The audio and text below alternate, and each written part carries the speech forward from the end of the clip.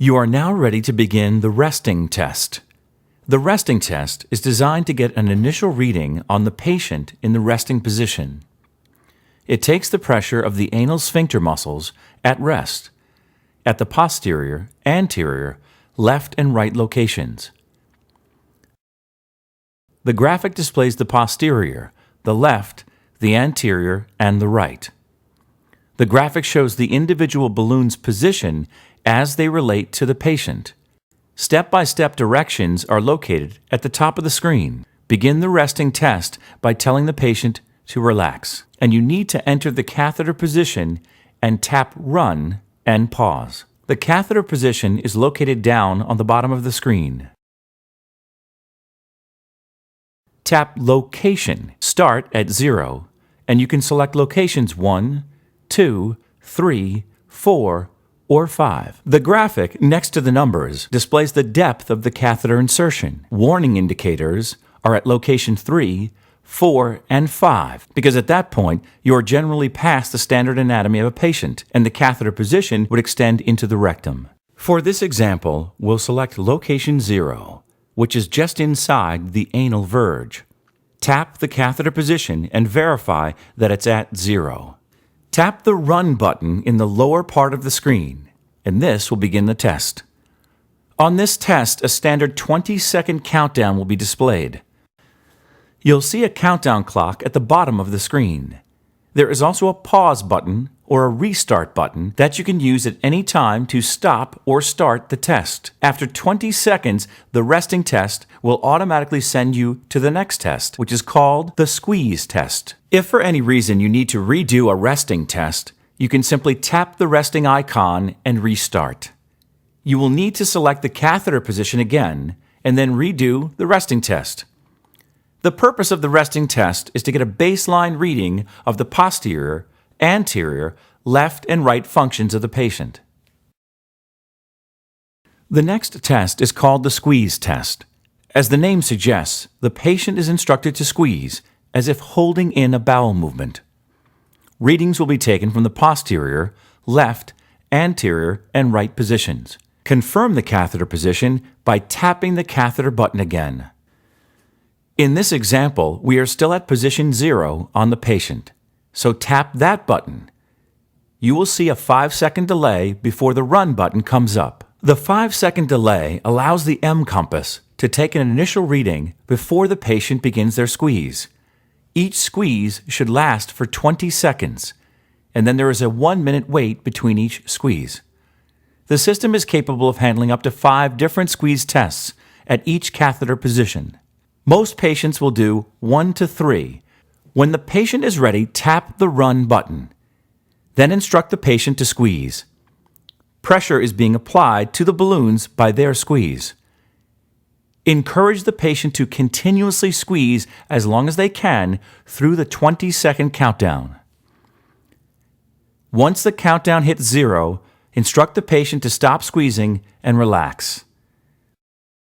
The standard protocol says to wait 1 minute between squeezes. If you choose to start another squeeze test prior to a 1-minute waiting period, the system requires at least 20 seconds before you can enter the catheter position to restart. You'll notice that when the counter is at 40 seconds, you'll be able to enter the catheter position, and then 5 seconds later, the initialization reading will appear to do the Run position again. The timer indicates that the patient has now rested for 30 seconds. Tap the Location button of the catheter again. This takes the initial reading for 5 seconds. The Run button will activate again, and another test can be initiated. Again, instruct the patient to sustain their squeeze for the full 20-second period.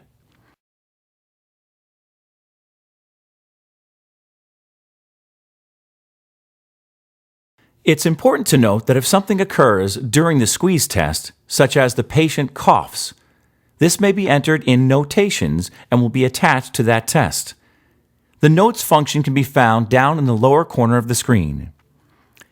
In this example, we will enter that the patient coughed during the test, and that will now be recorded in the history of her test.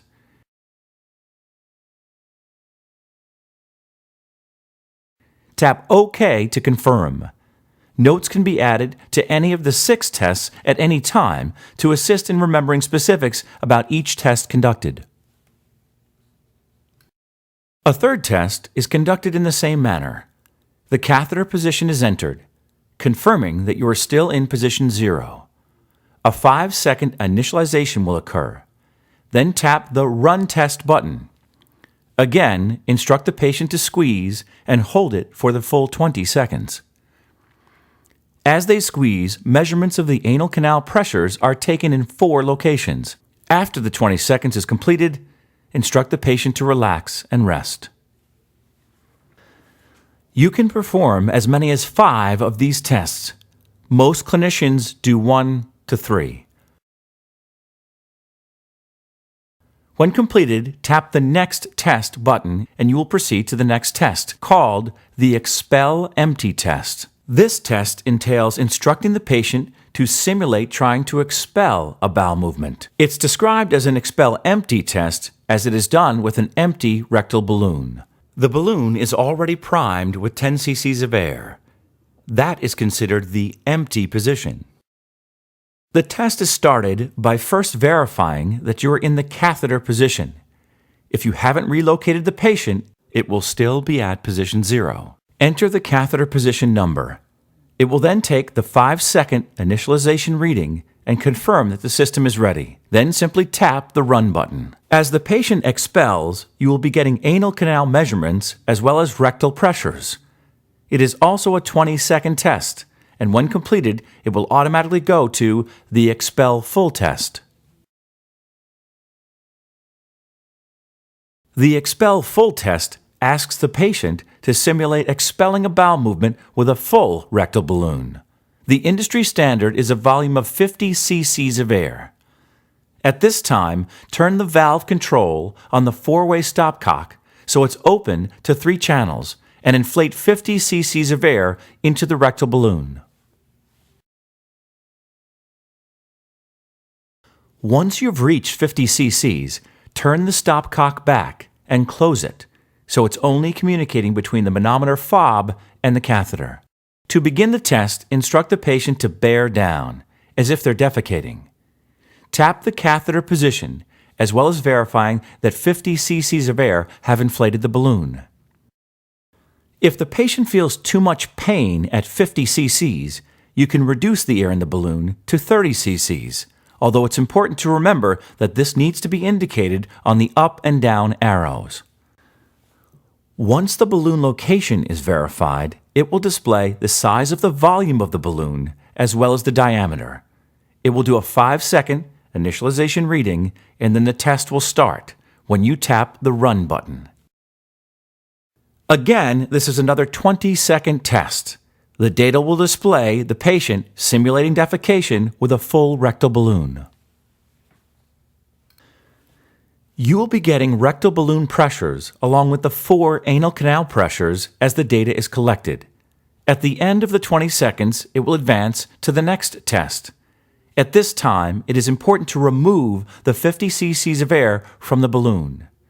Turn the stopcock to remove the 50 cc's of air, and then turn the stopcock back so it communicates only between the fob and the catheter. Remember to keep the 10 initial cc's of air in the rectal balloon. If there is no air in the balloon, proper pressure readings will not be attained during future tests. If you see that pressure readings are not being registered and you see mostly blue indications, stop the test. Inject 10 cc's of air to get an initial reading, and then the rectal balloon will once again be able to register pressures.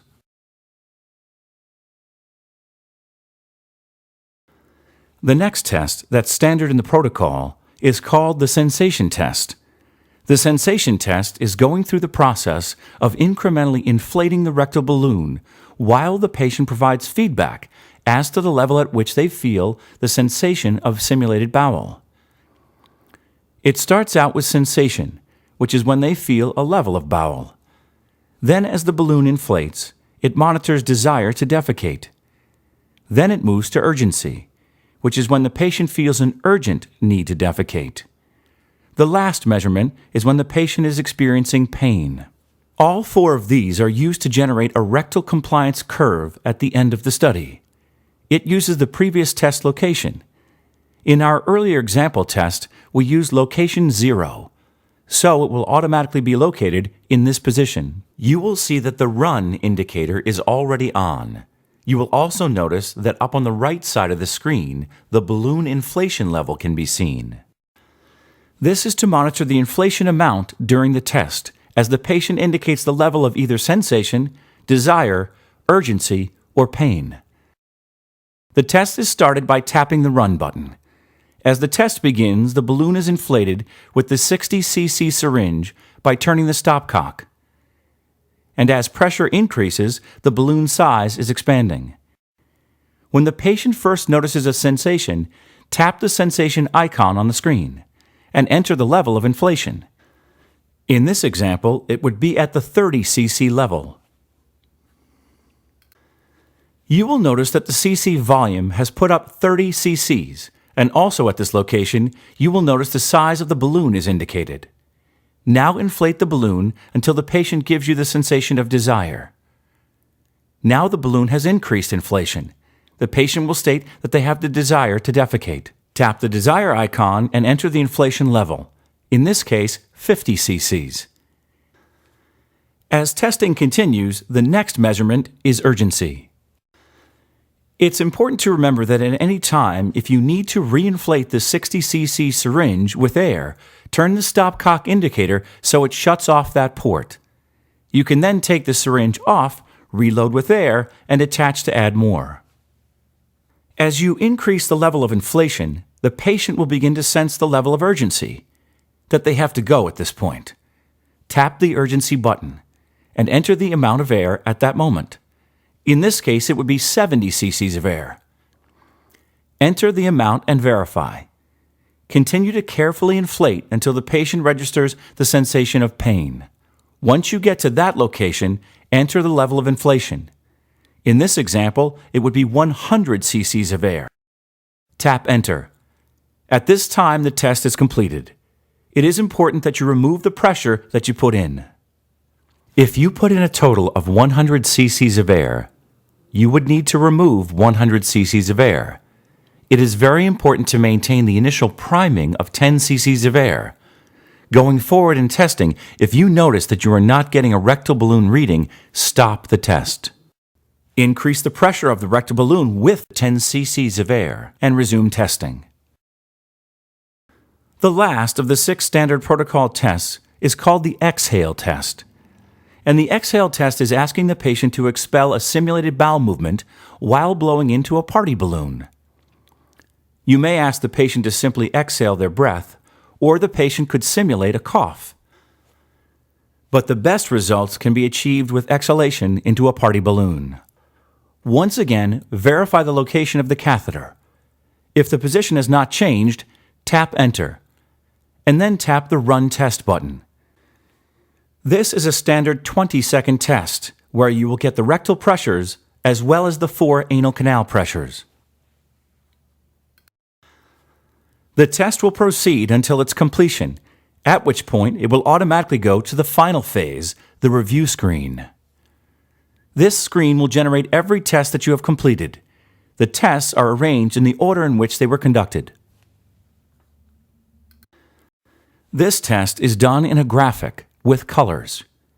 There is a symbol down at the bottom that shows you what the pressures are in millimeters of mercury. Again, you can add notes at any point in time. You can also change to a line chart at any point. And you will see the same information in a different presentation. You can go back to a bar chart by tapping that icon.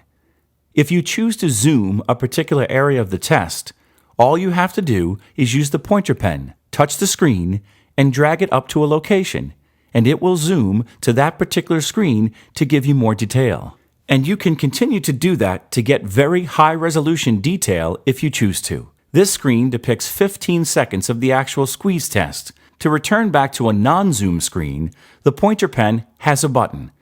Press, click, and then tap the screen. The unzoom icon will take you back to the original screen. This works both in the line chart screen as well as with the bar chart screen.